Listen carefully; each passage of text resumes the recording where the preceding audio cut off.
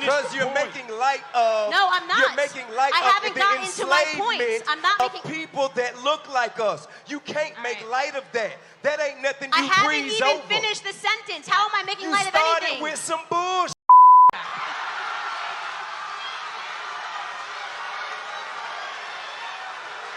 And this is where it all changed for me. Everything made sense after I saw this debate.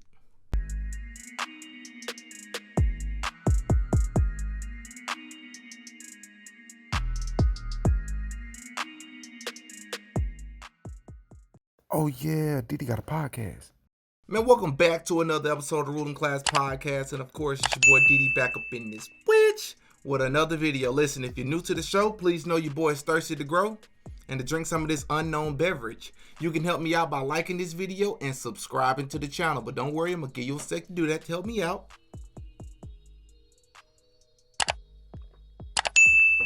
Hey, I appreciate you. Look, I remember when I used to hate Candace Owens. Hate may be a strong word. So maybe I strongly disliked her. That's a better way to, I hated that woman. I think I hated that woman, and I don't even know why I hated her. Well, maybe I do know why I hated her. I believe I hated her because I engaged in this thing at the time called groupthink. Do you know what groupthink is? You know what groupthink is, right? Groupthink is the thing where you think or feel a way about something because those people over there, or the people you like, or the people you want to like you, or the people that you identify or relate to, because they feel a way about something, then you say, oh, that's how they feel about that topic, or that's how they feel about that person. That's how I should feel too. Who cares about the reason? And that's why I think I hated Candace Owens. As a matter of fact, I'm pretty confident that's why I hated Candace Owens. That's why I really disliked that woman. And then I made a mistake. I made the mistake of actually listening to Candace Owens. I actually listened to her because, you know, a lot of black Americans, a lot of people in this world, not just black Americans, but this video is specifically for a lot of so-called black Americans because, you know, Candace Owens, she's the bootlicker, the sellout, the coon, all the names that so-called black people call you when you don't want to identify with the ignorance that we love to glorify. Yeah, she's identified as all that, right? But I messed up and I actually listened to her. And a lot of so-called black Americans don't do that, right? They don't want to listen to the opposing side. They don't want to actually think about what it is that's being said to them. And I remember a few years ago, it was before I went to graduate school, before I got my master's degree or any of that, I saw this debate between her and the rapper T.I. And I always thought it's always strange to see rappers speaking on political issues when you all spread the most negative and detrimental music. This is Senator Bernie Sanders. I am with Cardi B. We're at the 10 Nail Bar in Detroit, Michigan. Shut up. But anyways, so it's always weird to see that. But I made the mistake of actually listening to what this woman said. And if I've never seen, I remember when this debate first came out, I was against Candace Owens and still don't know why I was against her. She spit nothing but facts in this debate. So without further ado, let's check out this debate. Let's revisit this debate, I should say. Candace, same thing on the other side. How are we negotiating? What is the negotiation tactics so that we're not acquiescing to somebody else's agenda, but being clear about ours in the process of giving them our support? Well, I would say the first thing is that it's important to identify what our agenda actually is. And I think that the most important thing for people in this room to understand is that there is a very small window. Right now, the black vote is the most important vote in the country. There's a very small window before our vote's not going to matter. These conferences won't matter, and us sitting here won't matter, because illegal immigration, if you're looking at the numbers, every new birth in this country, 60% of all new births are Hispanic Americans, and the Democrats are about, listen, you're saying, let me get to the point. I'm going to tell you what's wrong with it. I say illegal is the new black because it's true, and there's a reason why they're advocating for open borders. Right now, our vote means a lot, but new births of black Americans have stagnated. The population growth within black America has stagnated. So the things that I pay attention to are the numbers. I pay attention to the birth rates in this country, which is why I'm pro putting something down to stop illegal immigration. The second thing that I think is really important, and you may have heard me testify in front of Congress, is the illiteracy rates that are facing black America. 75% of black boys in California can't pass a reading exam. Across Baltimore, they looked at 5 schools. They couldn't find a single black boy that was a single black child that could pass a basic reading or a math exam. So I caught Wow. a lot of slack because I said, this is the Democrat plantation, but I meant what I said. If you look historically at what the plantations were when we were slaves, there were 3 things that were necessary for them to run. The first was our ignorance. Black Americans were not allowed to learn how to read unless we would have our limbs chopped off. And that was because an educated mind cannot be enslaved. So the fact that our schools are in this condition in the inner cities and all throughout America and not a single candidate is talking about it is problematic to me. I think that that's a huge negotiating tool for me. We need to be talking about the inner city schools. Another component, and this is the biggest issue that I think is facing Black America today, which was important to maintaining the plantations, was the breakdown of family. The biggest issue facing Black America is father absence.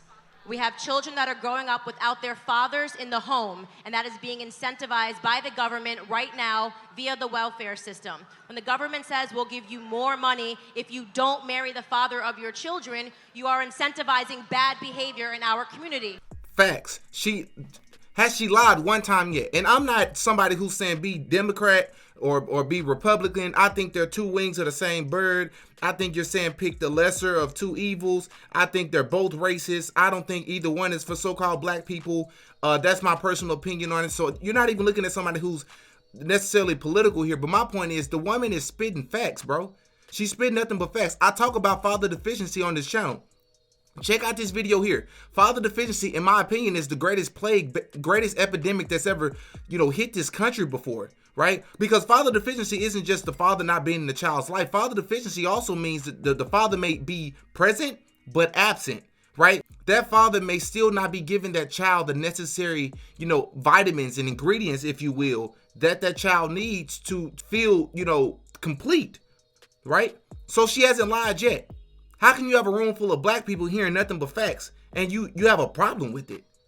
What happens when you remove a father from the home? This is why I do not mess with feminism at all. I'm not with it. This breakdown and mocking masculinity, making it seem like there's something wrong to be a man, all of this contributes to the breakdown of family. When you remove... Y'all, hey, hold on. So, hold on, That's brother, ridiculous. hold on. There's going to be an opportunity for each of you to engage. That's ridiculous. But I want to make sure this sister has the right to talk while she's here. That's why we invited her. So let her say what she needs to say, and then let's keep it moving. Come on, y'all. The single motherhood rate in the 1960s in Black America, and they thought that... They won't even let her talk. Now, hold on. I want to finish this. Ignorance. This is on your behalf. At a certain point, we can't be assholes. At a certain point, these are black men and women, and in particular, these are black women. On some real G shit. It doesn't matter how you feel about her personally. Everything she has just said, Louis Farrakhan said for the last 25 years. So with no, and I don't know if she's a fan of Farrakhan. I know me and Tamika are. Bam. But you cannot take the truth and be mad at who tells it to you. So just chill, bruh. Shut the fuck up. Let her say it and receive the information. That's it. And I want you to notice, look how Killer Mike just spoke to the crowd. Full of hostility, right? Using profanity, aggressive, and they're going to listen to him. And he's on Candace Owens' side. He had a great message, but the way that he delivered it, watch how they react. Like, how do you respond to that, but you don't respond? The people in our community, like, we are so backwards, bro. We are so backwards.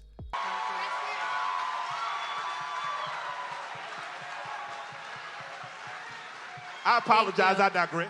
Thank you. Mike, thank you so much for Listen. saying what I want you say. to continue because I was listening. Yeah. So, I mean, I've been turned into public enemy number one. I say the same thing when I hit every stage. The single motherhood rate in the black community in the 1960s, before Lyndon Baines Johnson started the Great Society Act, was 23%. At that time, that was considered very high. 23% of black people growing up without a father in the home. The single motherhood rate in the black community today is 74%. Wow. 74% of our children are growing up without a father in the home. It was Barack Obama, who I don't even really have anything for, who told you what happens when you remove a father from the home. You're 9 times more likely to end up in prison. You're 6 times more likely to drop out of high school, and you're 12 times more likely to lead a life of poverty. Why is nobody talking about father absence, and why do we keep being silenced when we actually do? This is what black conservatism is, by the way. It's really not. It's not that controversial. How do we begin to really deal with that? Because the federal government creating zones has normally been the places where gentrification starts first. Okay, that was my point. I had a question for both of you young ladies, and you and Candace, we spoke many times, and you're a brilliant young lady. But my question to you is, how is it that you can support yourself? I mean, that you can support and align with a constituency that will not denounce white supremacy? So that means. But this is my thing. This is what before she even responds, and I'm not a fan of Donald Trump. I'm not a fan of any of these people. Like I just said, I'm not that big into politics. I kind of keep up with it because of some channels that I follow. But let me just say this: it's very T.I. or Mr. Clifford Harris or whatever his real name is. He's a very talented artist, and he's an intellectual person, or he comes off that way. He speaks that way, right? Very expeditiously. Here's my problem with T.I. A rapper who promotes, he may not be in a gang himself, but by alignment, by association, he promotes gang culture. He promotes genocide in his music, right? The destruction that you share in your music, right? The misusing of women or the abusement of women in your music, the way you talk about a life of sin and just crime, it has been ridiculous to me. Of glorification of money, right? Love and materialism. You've always been this way. For you to get up here, let's analyze your music. Let's say, hey, how come outside the music, you remind me of Kevin Gates. You have so much intellectual stuff to say. You got all these big words to use. You got all these things to say, all these great points to make. Let's talk about your music. How come your music don't talk about God and only God? How come your music don't talk about denouncing the crime in our neighborhoods? Your music isn't 80, 90% that. And it's not. Before you people jump in my comment section and say, well, he just talks about the reality. He talks about what he sees. These are lies. They're glorifying this stuff in his music. The people that he features on his songs, the people that he do songs with, they all talk about destruction. But you can get on this political forum and have a debate with Candace Owens about aligning herself with somebody or constituency that won't denounce white supremacy. Denouncing white supremacy will do what? What would it do for black people? We're talking about real things, man. If somebody can get on a platform and say it, they might not even mean it. This is pathetic. Your son or daughter or or any of your brothers or any of your family members, if they are caught out there by a policeman who is in a covert, undercover, disingenuous, misleading, gunned down, this constituency will have absolutely nothing to say about it. Please let me answer this question. Please let me answer this question. And we can't, and although what you're saying is a lot of the things that you're saying are absolutely factual, a lot of the things that you're saying have merit, all but she I said. can't even get to that before I address I will address the it right now. disregard I'll address for young it right black now. lives. I love and it. You will not I love speak it. up on it at all. Love this question. I will address all of the it. things T.I., that you I love spoke it. on, from opportunity zones. I love that we're talking to, about white supremacy. Okay, I'll answer the question. I say, excuse me. I didn't interrupt you. If I may. That's true. That's true. Be patient, Candace. You talking about opportunity zones, and I will never have anything negative to say about the financial benefits, the tax breaks that come from the Republican Party. I'm a rich person, and I appreciate. You dig what I'm saying? I'm Negro rich. Hey, listen. I appreciate all of the different tax breaks and the opportunity zone benefit, but it's called a crooked clock is right twice a day. You're right. I get that. But what we must understand when we're talking about opportunity zone, and we're giving the credit to the person who pushed that legislation forward, which it started with Tim Scott, a black man who happens to be a Republican out of South Carolina. That's who wrote the legislation and presented it. However, the present president, if you can call him that, he did allow it to go through. But that had to, in order to benefit from opportunity zones, you have to have capital gains taxes.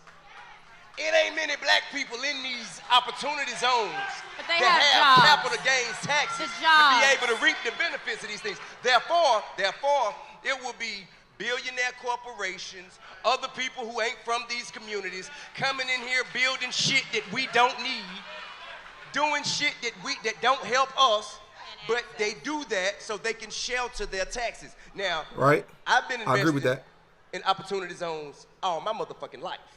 You know what I'm saying? So I'll be damned if anybody gonna benefit from it and it ain't gonna be me. So, but I actually know the need of the community. You have these systems in place, but the people who have the most most ability to take advantage and who are readily able to take advantage are the people who have absolutely no genuine interest to do anything to support this community that they're coming into. They have there's no real Now he's right about that, tangible for sure. investment. Facts. They're just doing it to shelter their tax dollars. So thank you, Tip. Well, hold on, Katrina. I want Candace to talk about your first point, Yeah. and then Katrina, you respond to the second point. All right, so to tackle the white supremacy thing, your question was a fallacy because you said you insinuated that he has not denounced white supremacy. He hasn't. Somebody please, go to his Twitter feed right now. Right now, He go said, back to "Who the is the shootings." KKK? He said, no, because we gotta tell the truth. He I do said, not "Who stop. is the Don't KKK?" now is what you're he cutting said. me off, right? There we go. Now we're even. What he said was that. So listen. What he said was that there was good. No. on both Let me sides finish. of white Stop. supremacy. That's what Because he you guys said. are so That's hung not what he up said. on That's not what he Charlottesville, said. and nobody heard the entire clip. I want to talk about why we get manipulated. I'm being serious, guys. I'm not even trying to make this like a contentious moment, because this is literally why Black America loses right here. Because 'Cause we we're allow stupid? people with Groupthink. cameras to go hear a whole speech like they do this to me Groupthink. all the time. They take out a couple of sentences you said, and they create a whole new headline. And people that were not there get incensed and get emotional and don't actually go back to hear what was actually said in full context. They do it to me all the time. I know they do it to Trump. He has denounced white supremacy so many times. It's something north, somebody counted, of 24 times, and it's on his Twitter feed. So if you want to fact check me, go back to a couple of weeks ago when the shootings happened. He said, America is no place for white nationalism and white supremacy, and it's an issue that has to be tackled. I'm paraphrasing. You can go find it. Although so I he want to say that calls first. himself Secondly, a nationalist. Secondly, He calls secondly, himself Wait, a hold nationalist. on. Stop. You can Hold on. fact check me. I'm either lying to your face. You can go on Twitter right now. Right. You can do it live. So which one do Secondly, you want us to believe? The first thing he says, or what he says after No, the media comes after no, him? I'm talking about because the first thing he said was that there Tamika, was. you're asking a different question than T.I. did. T.I. Okay. said, how can you work with an administration that has never denounced white supremacy? You're talking about Charlottesville. I'm talking about talking points that come out later. But what he starts with is racism. That's what comes out his mouth when he starts. See? We And let me can tell look you at something. how many mass shootings by white supremacists and let me tell have- you why the black vote is the easiest vote for Democrats to keep for the last 60 years. All they have to do to get our vote, let me tell you something. If people know what you fear, you are the easiest person to control. The Democrats have figured out that Black America is emotionally responsive to the word racism. She says racism, you jump up and you start cheering. You haven't even listened to what I've said to rebut it, okay? But it's the 100%. The biggest issue, let me finish. The biggest issue facing Black America is not white supremacy. When Trump said there were good people on both sides, he was talking about the fact that some people that were in the Charlottesville rally, and he could have paraphrased that better, he could have said something better, literally came there because they don't believe that statues should be torn down, okay? Other people came there because they were upset that amongst the people that came there to watch the statue be torn down were also white nationalists. So what he meant was there were some people that were just there using their First Amendment right. There were some people that were there to respond to the white nationalists, and a big mess happened. I'm not trying to defend him or relitigate a situation. I'm saying that being hung up on that is allowing you to not look at an administration that is tackling so many issues in Black America right now. I do not consider myself a Republican. I definitely am not a Democrat, but Trump woke me up. I used to be liberal. Trump woke me up to the idea that we're being manipulated by the word racism every 4 years. So wait. Every 4 years. They call hold on. everybody racist. All right, Facts. we're gonna get into this because what I'm concerned about is how is that any different than the fear that Trump has created in poor whites? The fear that Trump has lifted in poor whites, that black people and poor urban people are their problem. Right. When did Trump ever say that? That's a fallacy. When did Trump ever say black people are the Make problem? America great again. That's when he said it. Guys, that but was I'm not on the panel, That so I was want to make Ronald sure. Reagan's slogan. Was that racist when Ronald Reagan had it as a slogan? Yes, what time? It was. Yes, let me ask you. So that please slogan answer is this. racist. Please answer this. I have a question. So- I have a question. so wait, please, Tip, please just Tip, allow me before this you- one outburst. Please. I have a question. When you say make America great again, which period are we talking about? The period when women couldn't vote? The period when we were hanging from trees? I'll answer. Or like the crack era? Which period in America are you trying to make America like again? I actually think that I would totally rock a hat right now that said "Make Black America Great Again" because Black America. Make America. Before, We're talking about that's make not the hat. America. But That wasn't the no, question. I am answering your Which question. period was America great that we're trying to replicate? Well, Which era was it? Tell me. I think I'll answer your question. Tell me. I'm ready to answer your question. Which era was it? What? Which era was so great? Here's the thing that you guys are forgetting.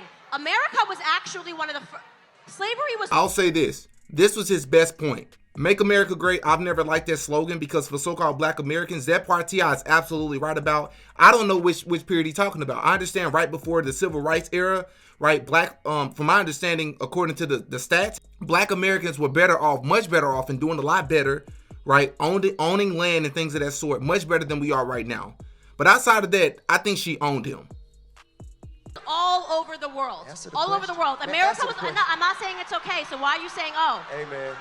America was one of the first countries. I want to like you so bad. I'm trying to answer your question. Smart. I want to like you so much. I can't answer the I want to question. hear you. I want to be able to hear them. I want to be able to hear If I them. can't answer the question and you're just going to boo when I say slavery was all over the world, which is a fact, why are you booing a fact? Because More you're facts. making light of. No, I'm not. You're making light I of haven't the gotten to my enslavement points. I'm not of making. people that look like us. You can't make light of that. That ain't. Can we make T.I.? Can we make light of your music? Can we make light of the destruction that you share in your music? How come it don't reflect the way you're talking on this panel? Oh yeah, Didi got a podcast.